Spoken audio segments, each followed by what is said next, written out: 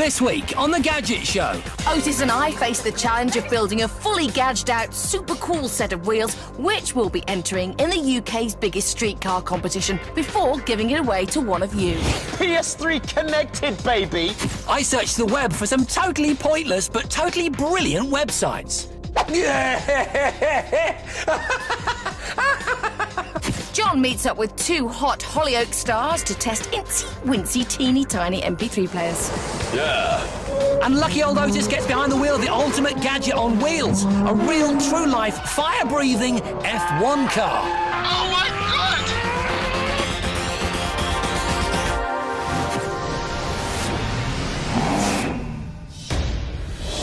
Hello and welcome to The Gadget Show. Now, if you like your gadgets packaged up and on four wheels, ready to cruise the streets, then this is the show for you. Yeah, or if you like your gadgets shot in close-up, attached to an itsy-wincy, teeny-weeny bikini worn by a very attractive lady, then this is the show for you, and probably you. It's completely my show. Yes. Nevertheless, I'm not actually in this week's challenge. It's Susie and Otis, and it started with you guys being sent to a mysterious location somewhere in Manchester. Here we are, Susie, in yet another glamorous location waiting for our latest challenge. What, a used car lot in the northwest? Don't ruin the magic for me. Very glamorous. Oh, talking of magic, here it is. OK, the Gadget Show Gadge My Ride Challenge. I like it. Sounding good. OK. Susie and Otis, we want you to build a most brilliant, inspirational gadget car out of a second-hand Volkswagen Golf and then enter it into a modified car competition at Santa Pod Raceway in Northamptonshire. Yes, yes. Cool. That's a challenge. There's a PS. It's clearly for you. Don't be a slave to fashion. Excuse me, slave to fashion? Hello, can I just say one word? Man bag. So, this was the deal. We were given a 1989 Golf GTI and told to work together to kit it out with the best domestic kit we could find, to see if by applying our extensive gadget knowledge, we could bring something new to the extreme world of modified cars. But before we could start, we needed to get inspired. Which, of course, involves the internet. Yeah, and a rummage around the Gadget Show storeroom to see if there's any useful tech in there. Ladies first! I got it. A kettle. Oh, yeah. All right, then. Why don't you put an iron in there as well? No, it's always time for tea. It's amazing what you can find in the Gadget Show storeroom. Of course, none of it is what you'd call traditional car tech, but then we weren't traditional car modders. What about these? Waterproof speakers. That's a good idea. What about fingerprint door access? This would be good, wouldn't it? PS3. Yes. What about this? A drive motion illuminating car message sign. So if somebody cut you up, you could have something... No, all right then. I think this will do for now, Sue. So having begged, borrowed and acquired as much tech as we could carry... Let's take the kettle anyway. Yeah, why not? I'll just carry it, shall I? Yeah, There's a good girl. We decided to split up. I headed out to do some research on the gadgetry that's being put into mainstream cars to get some inspiration for the sort of tech we wanted in our Golf. Whilst I went to Chorley to meet specialist car builder Chris Pike and begin the build. Chris, first of all, thanks very much for helping us gadge our ride. What can't we do with this car? You can do pretty much anything you want in a car with home gadgets and things like that. You're just limited by your imagination, so the trick is just think outside the box and we can do it all. OK. When we're done gadging, we're going to enter it into a contest against other cars that have been pimped. What do you think our chances are of winning? Well, because we're not using the conventional car products that everyone else will be using, we're using home gadgets. We'll probably be in a different league to most people for that alone. I like the sounds of that. It sounds good to me. Let's gadge. While Otis and Chris got to work, I was doing some seriously fun research into in-car gadgetry, starting off with the awesome Nissan GTR. There aren't many video game designers that can lay claim to having influenced the look of a real car, apart from Mr. Yamauchi, the designer of the iconic Gran Turismo. Gran Turismo is one of the most successful driving games of all time, and so when Nissan were looking for a state-of-the-art instrument panel for the dashboard of their GTR, it made perfect sense to ask the designers of the game to create it. It was an inspired match of consumer car tech and the virtual gaming world, and has resulted in Nissan's Dash having instruments which look identical to those in Gran Turismo, with an LCD touchscreen that can be configured in numerous ways to show everything from oil pressure to the G-force produced while cornering. I love the fact that you don't actually need to know any of this information, but you can get all of it. It's fantastic. The GTR is a rare example of what can be achieved if car makers keep an open mind, which was exactly where we were coming from with our Gadget car. But deciding what to put in wasn't easy. Nevertheless, after much discussion, we had a plan. The heart of our Gadget ride will be a projection system. We're going to mount a projector on the inside of the car just next to the rear view mirror, and you'll be able to watch any content you like projected onto your screen, which will be mounted on the underside of this bonnet. Now, I know it may look as though C-3PO's thrown up in here, but picture it, if you will.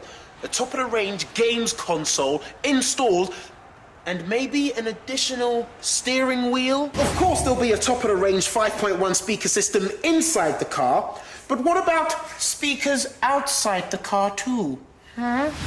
Putting speakers on the outside might sound mad, but who'd have thought a few years ago they'd be putting TVs in cars? And not just any old TVs. Take this top-end Land Rover, for example. Have a look at the screen.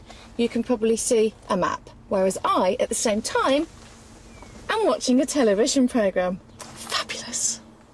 It's called Dual View, and it works because the LCD screen is covered by an ultra-thin material that has hundreds of precision slits, which allow only certain pixels to be visible from the left or the right, thus creating two different pictures. After seeing that, I just had to get in touch with Otis. Otis, it's Suze. Yeah? Listen, we've absolutely got to have screens. Screens? It's really, really important that we have a cool screen, preferably touch screen, and we need to have entertainment. OK? Impressive screen, Susie. No problem. Taking it on board? Got it. Yes. After a week's hard graft by Chris and his top team, the car was coming together. The old Dash was replaced with a new one moulded from fiberglass with a cutout ready for our touchscreen. A PS3 was wired up, a home cinema projector put in, a PC installed, and that was just a fraction of what was going into this car. Oh, look at that. Yeah! PS3 connected, baby! Back in Manchester, the last car I had to test promised a lot, including one gadget that can actually get you into a tight spot. This is a fully loaded £91,000 Lexus that comes with every gadget imaginable, including one that enables it to park itself. All you need to do is drive past the space you want very slowly, and the 10 sonar sensors on the car will detect the parked cars and the space between them. Then you put the Lexus into reverse, and the car uses its sensors and a wide-angle camera at the back to guide itself into the space. Right, now I'm going to just feather the brake slightly, and if you watch the steering wheel... Look at that! My car's doing its own thing. I don't like this. It's doing it, though. And then the last little bit you do yourself. That's the car behind me. And then I just brake there. The assist is finished. Job's a good one. Back at the Gadget My Ride garage, my work was done. Our super cool drive-in, drive-out, dual-control, gadget-laden mobile music machine was finished, and I was going to make it gleam like the diamond it had become. Great tech. That's really good, isn't it? I especially like the Gran Turismo-inspired GTR. I knew that you would love that the best. We all fell in love with the GTR. Great car, but I like the split screen in the Range Rover. Yeah, that's incredible. Really nice, technology. yeah. Yeah, fantastic. It's so useful. The end of all arguments. Maybe the beginning of some. I can imagine my kids just all wanting to be on one side of the car. Yeah. Hey, you know what was strange about that whole experience? Sitting in that Lexus, when it parked itself, when you literally take your hands off the wheel and go, look, It's no hands. brilliant. And amazing. You've got to do that in front of a crowd of people outside a pub, haven't you? I think so, yeah. However, I think if you can't park a car, you should probably really be driving what you're doing. Absolutely. Good point. Actually, when is ours done? Is it finished yet? Yes, our car is indeed finished, but it won't be revealed until later on in the show. Right now, though, it's time for a short break. But after that...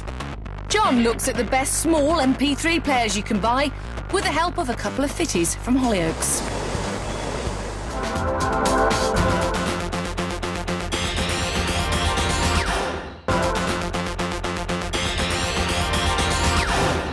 Hello and welcome back. Now I'd like to talk to you about MP3 players.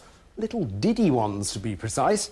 They may not have the capacities of their larger siblings, but they are a fair bit cheaper and much more convenient in the gym. Not that I'd have much knowledge of such institutions. But which one's best? Well, you're about to find out. Okay, let's do it.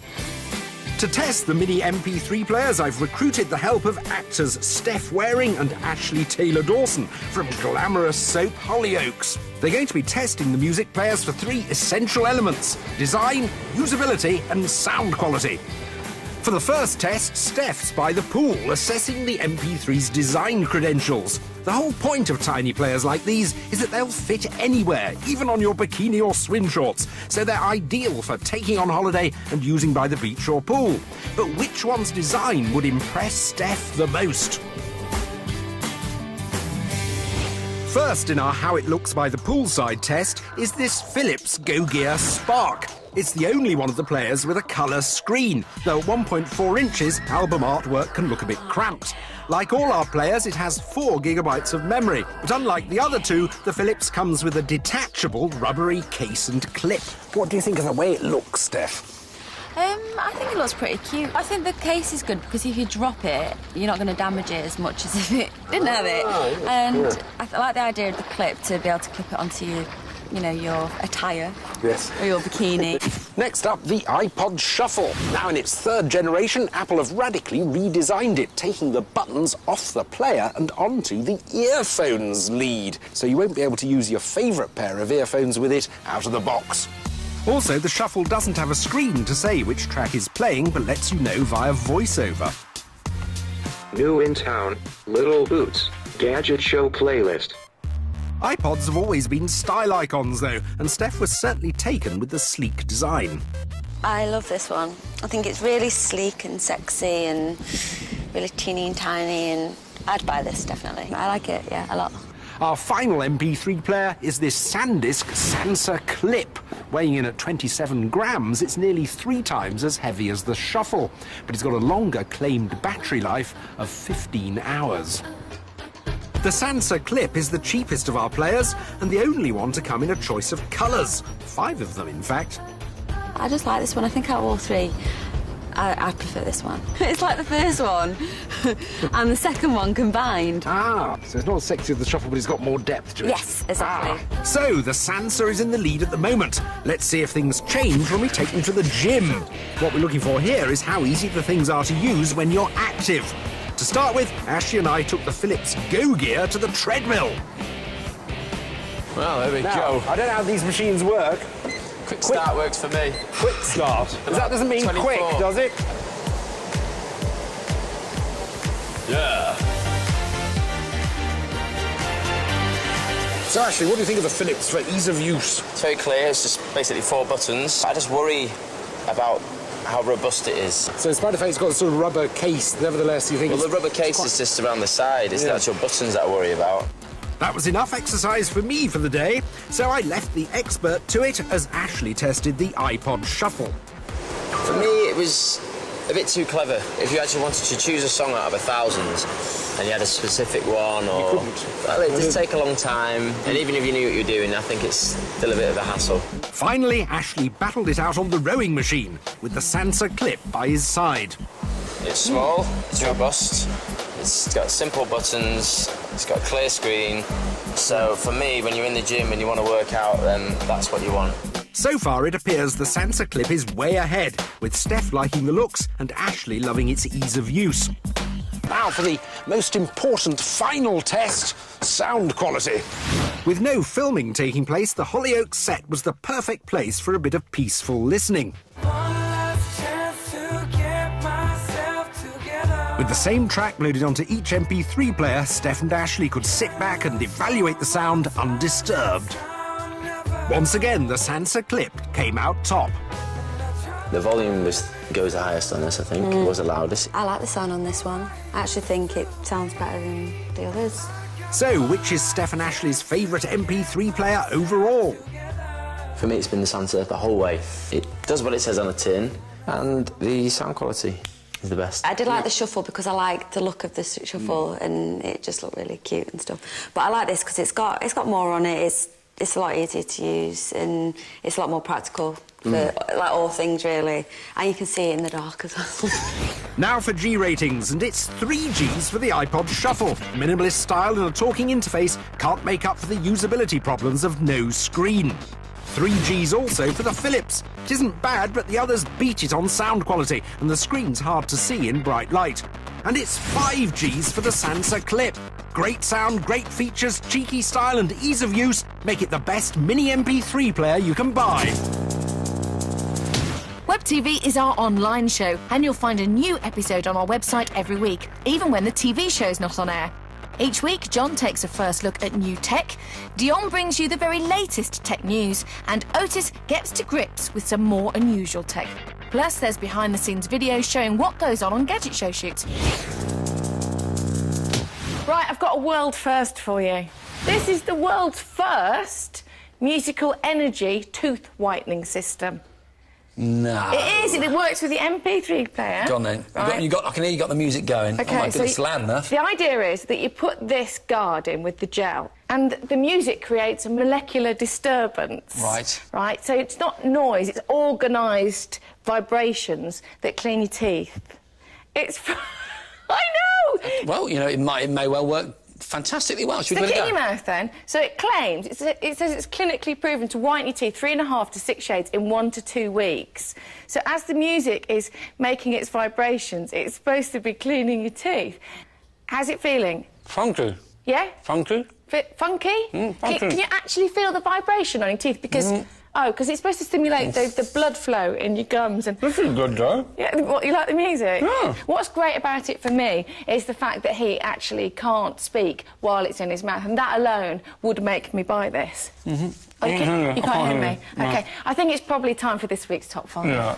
This week's Top 5 is all about very entertaining websites that actually don't do much. Entertaining websites that don't do very much. Websites. There are over 100 million offering pretty much everything and anything you can think of. And hidden amongst all the useful stuff, there's a whole load of brilliant websites offering nothing more than pointless time-killing fun. These are websites designed with no other purpose in mind other than to provide a distraction when the boss is out. Or, when you should be getting on with your work, suddenly the internet looks like so much fun. So, if you've got a spare 5 minutes to kill, then get ready to take note of our top 5 utterly nonsensical but ludicrously fun websites.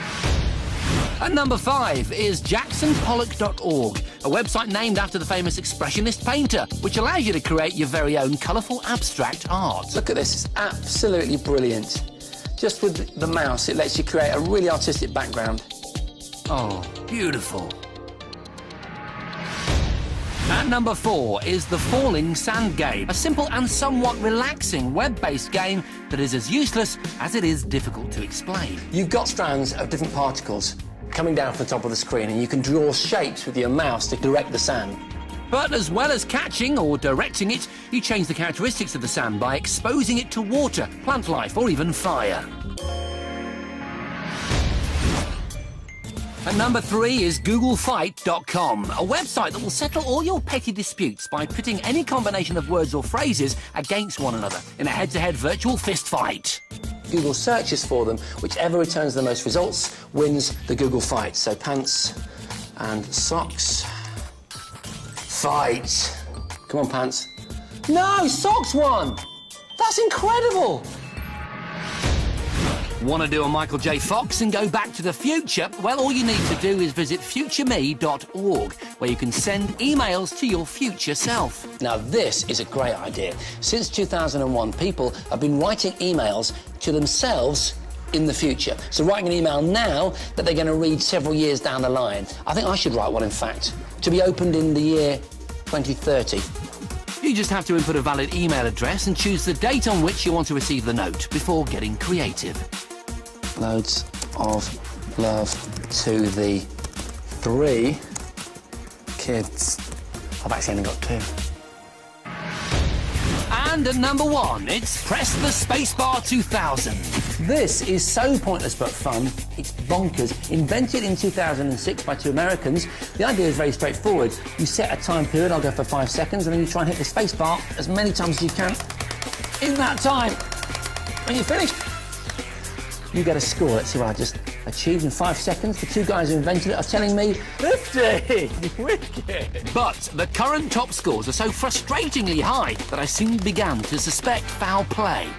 The highest score for 5 seconds is 90 spacebar impressions. Now, I'm going to try and cheat myself with this novel idea, a USB fan. I'm hoping to use the blades to hit the spacebar. Here goes.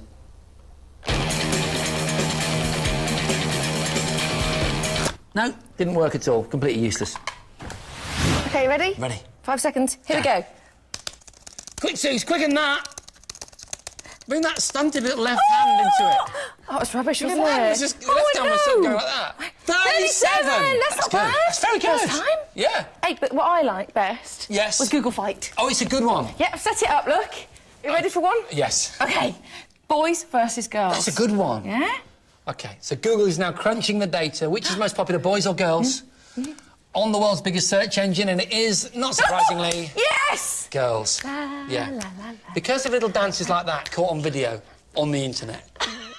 Right, time for another short break now, but after that... We'll be giving you the chance to win our Gadget Up motor after we take it to the UK's biggest streetcar show with the intention of winning a whole heap of trophies.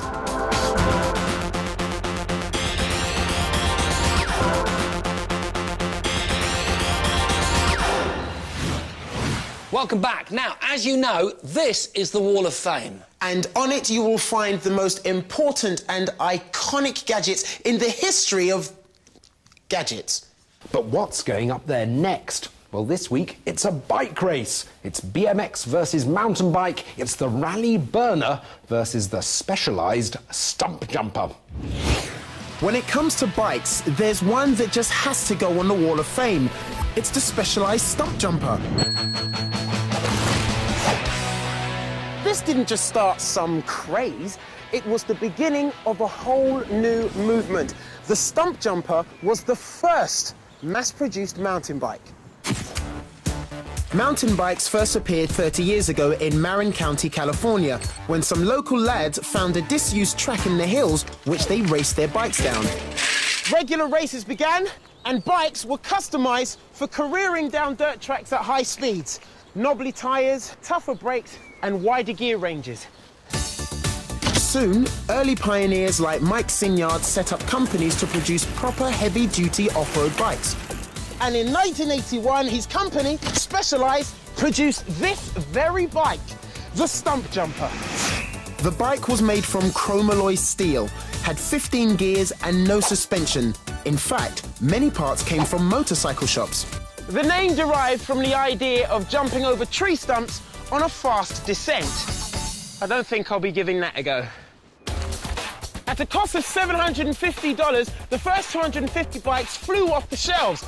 And in less than a year, pretty much every bike manufacturer around the world had introduced mountain bikes to their range. But it was the Stump Jumper that started it all. An original in good nick is now worth around £20,000, which is why I've been riding this one quite carefully. It was so revolutionary and influential that there's even a Stump Jumper on display in the world's largest museum complex, the Smithsonian Institution in Washington, D.C. This thing changed the biking world forever. This is the Rally Burner, and while it wasn't the first or the best BMX ever, in my opinion, it was certainly the most iconic BMX ever to grace the roads, pavements and dirt of the UK.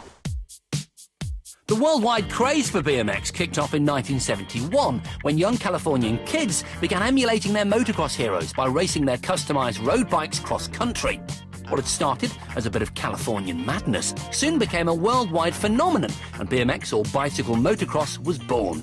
Pretty soon, manufacturers got in on the act and began producing purpose-built BMX bikes.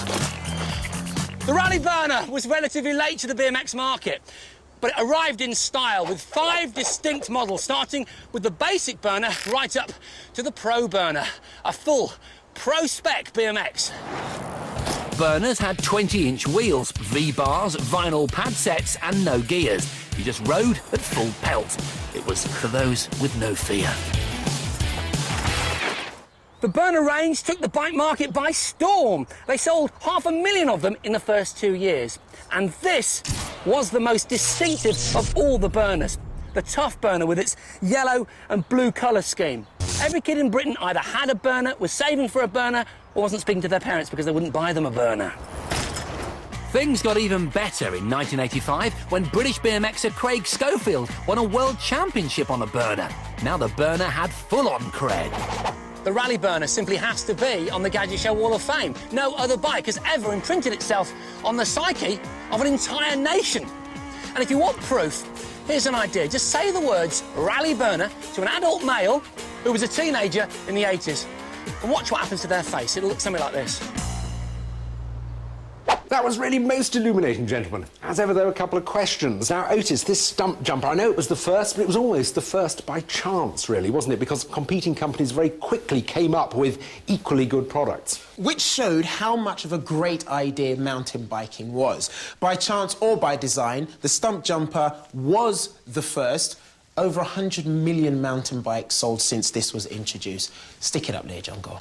And the rally burner. Yeah. I mean, it wasn't the first, wasn't the best. I mean, why is it here? Because it's the rally burner! Look at it! There'll be people watching the show right now looking at this saying, look, it's got the Sky Tough 2s on it. I treat mine out with mushroom grips and a laid-back seat post. They'll be salivating looking at this classic piece of gadgetry. Ooh, both are strong contenders, but I've got to decide. And there is a clear winner. And it is the Rally Burner! Because it is an iconic bike, which is an achievement. People who own them really love them, and they've reintroduced it and they're building it again. And for all those reasons, it deserves a place on the Gadget Show's Wall of Fame.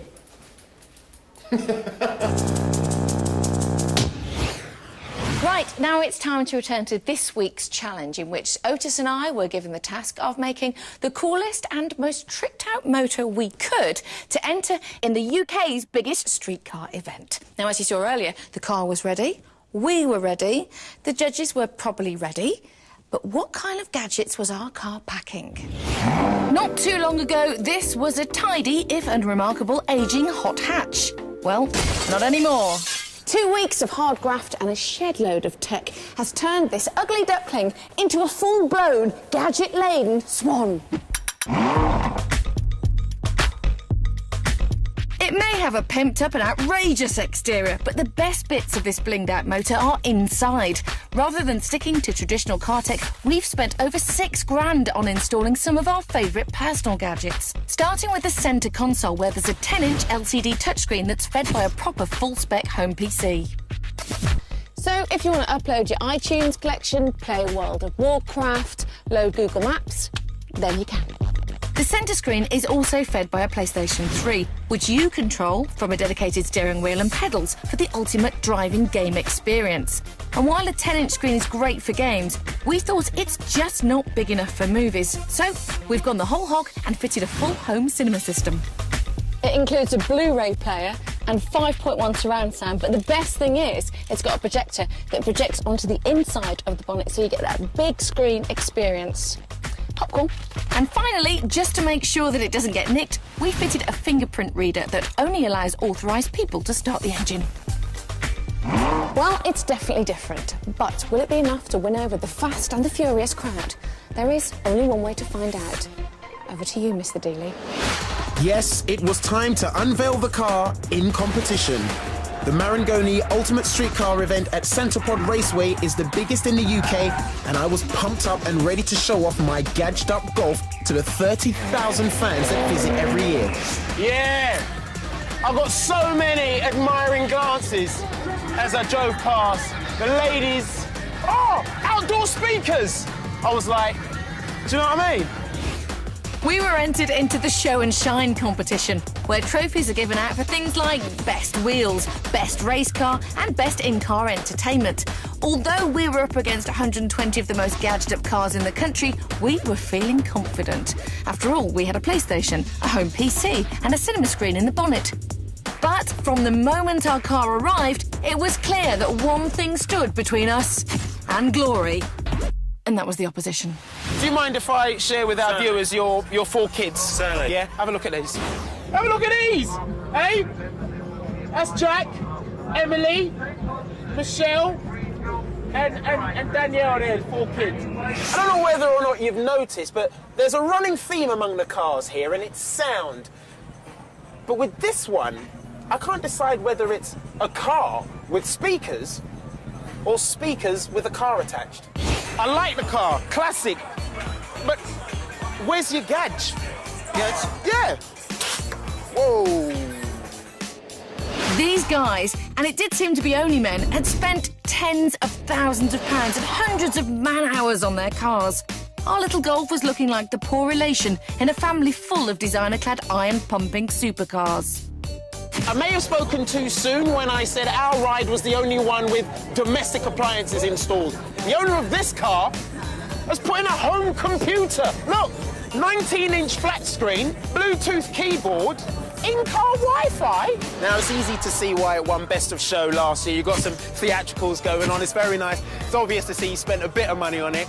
But I noticed your kids are playing on DSs inside. You forgot about a PS3. No, it's in there if you look. It's in the dashboard. Show off. We had seriously underestimated the competition. The only option that I had was to try and win over the crowds with an enthusiastic sales pitch. I think music should be shared. Do you know what I mean? So, if I'm playing a nice bit of McFly, then, you know, the girls outside can hear it as well. And some of my visitors did seem to genuinely love the in-car PS3 with its driving game steering wheel. Entertainment. That's what it's about, entertainment. Having said that, there was only one person we needed to impress, and that was the show and shine judge. What do you reckon our chances are of a clean sweep? Pretty low. Oh. Engine, no, you're not going to take best engine. Oh, yeah. Exterior, they're better, let's put it that way. Okay. That said, judge's choice may be. In-car entertainment may be. Yeah? Rating pretty highly there. Okay, we were struggling. But one thing I've learned from being a Gadget Show presenter is that you never give up. And in the words of that great late 20th century philosopher Rocky Balboa, it ain't over till it's over. So bring it on.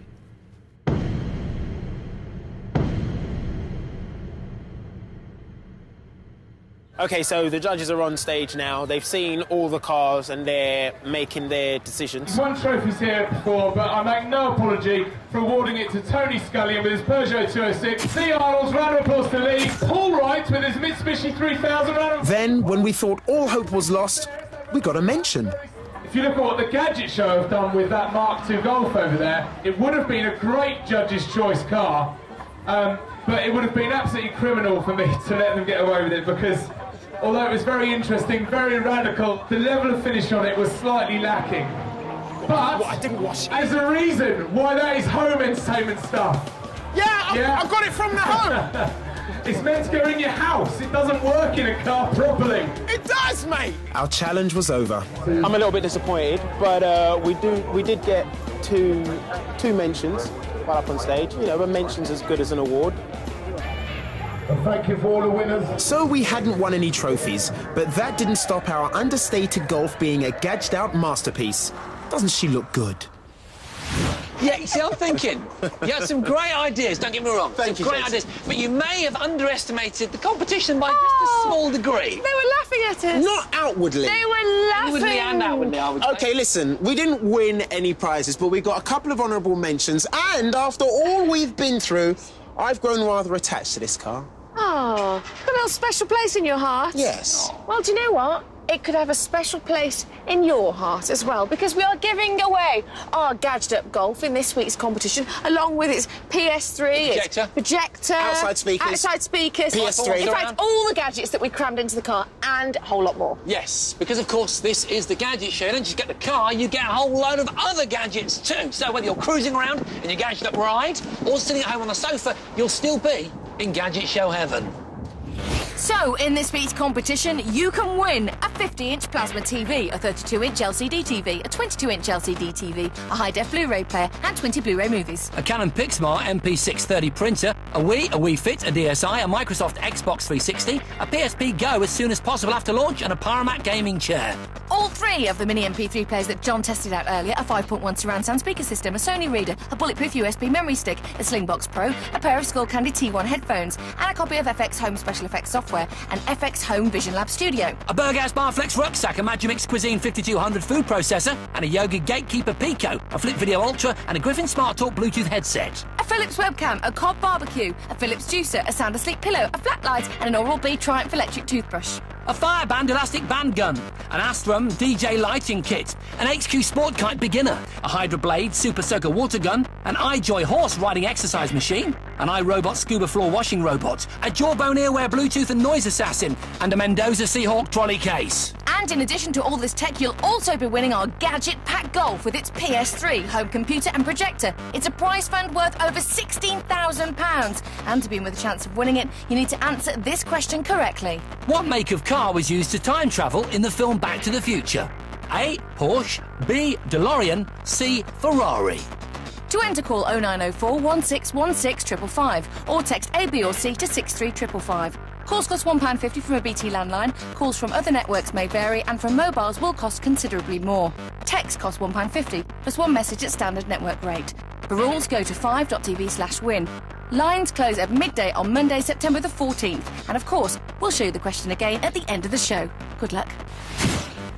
Right, time for the last break in this week's show now. But after that, we send Otis to France to drive the ultimate gadget car. Dearly goes Formula One, straight after the break. The force in this car is ridiculous.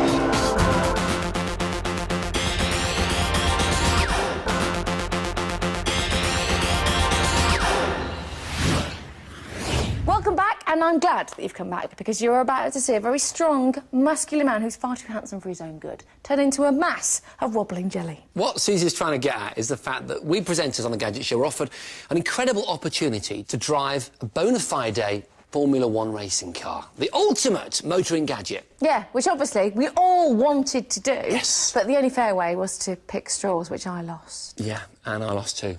And John. So, regrettably, we sent Otis. To drive the ultimate speed machine, I was sent to the south of France, to the Paul Ricard circuit, where a fire-breathing Formula One car was waiting for me to get behind the wheel.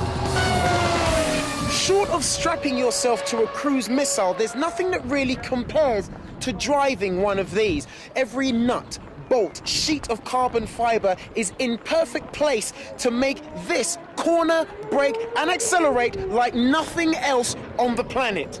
I can't wait. With budgets that would shame NASA, Formula One cars are tech-filled marvels, and a surprising amount of that F1 gadgetry does eventually find its way into ordinary cars. Active suspension, semi-automatic gearboxes and multifunction steering wheels all started out on the track, and Formula One's grueling testing has also massively improved lifesavers like ABS and traction control. But this F1 car was a world away from anything I'd ever driven, and before they'd let me anywhere near it, I had to prove myself in an entry-level single-seater first. I can't tell you how excited I am right now. It's stupid. This may look like an F1 car, but it's not. It's a Formula Renault, and it's powered by nothing more exotic than a 2-litre saloon car engine. But the big difference is it weighs less than a third of the weight of a typical saloon car, which means it goes like something slippery off a shovel. Okay, so I'm about to go out for my first practice lap. I'm actually really nervous. I'm not racing anybody. This is just to get the experience and the feel of the car. I'm really, really nervous. Oh my God! That feels amazing. You can really feel the speed being so close to the ground. Track sessions were followed by classroom sessions, which in turn were followed by bouts of physio to make sure my neck was strong enough to cope with the pressure. Because the last thing I wanted was to do a Schumacher. Oh, back end went a bit there. And all the time my progress was being monitored by the car's black box. Black box data logging is another gadget that's now becoming commonplace. If you're a police officer, a council worker, or a sales rep, there's a fair chance your company car is already fitted with a data logging device. But it wasn't the black box that got me. It was the final left-hander before the home straight.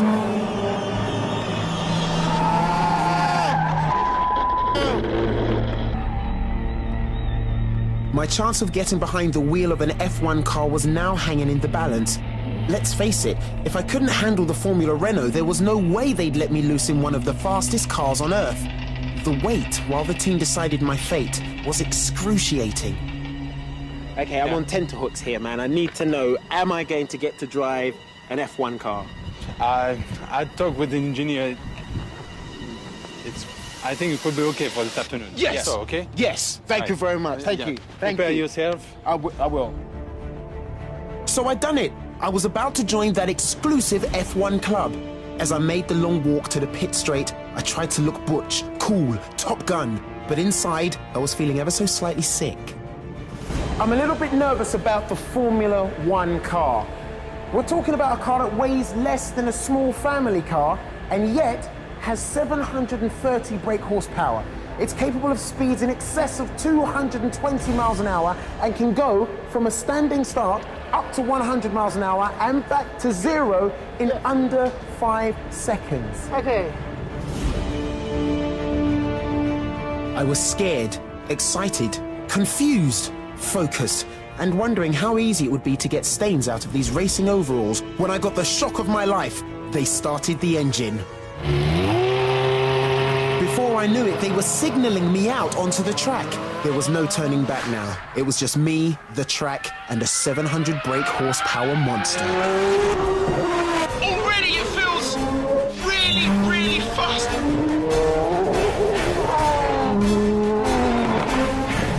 The force in this car is ridiculous. It feels like a real animal.